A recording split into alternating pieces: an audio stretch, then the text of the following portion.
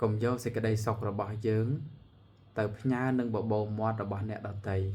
សុខនឹងទុក្ខគឺខ្លួនយើងអ្នកសាងដោយខ្លួនឯងគ្មានអ្នកដទៃណាគេមកសាងសេចក្តីសុខឲ្យយើងទេសុខនឹងទុក្ខគឺខ្លួនយើងជាអ្នកសាងដោយខ្លួនឯងខ្លួនយើងជាអ្នកប្រព្រឹត្តដោយខ្លួនឯងគ្មានអ្នកដទៃណាគេមកសាងសេចក្តីសុខឲ្យយើងនោះទេ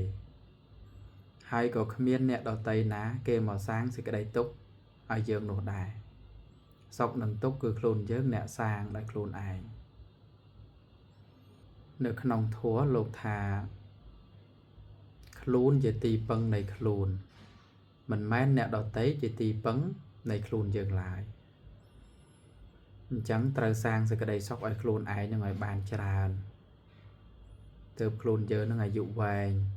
ទើបខ្លួនយើងមានសិរីសួស្តីទើបខ្លួនយើងមានសុភមង្គលកុំយកសេចក្តីសុខរបស់យើងទៅផ្ញើនឹងបបោមាត់របស់អ្នកដទៃកុំយកខ្លួនរបស់យើងធ្វើជាផ្ទាំងស៊ីបនៃមាត់អ្នកដទៃហើយតែយើងមានសេចក្តីសុខហើយបុណ្យកុសលនឹងកើតឡើងតាមក្រោយណាចូលរួមធម្មទានប៉ុណ្ណឹងបាទអនុមោទនា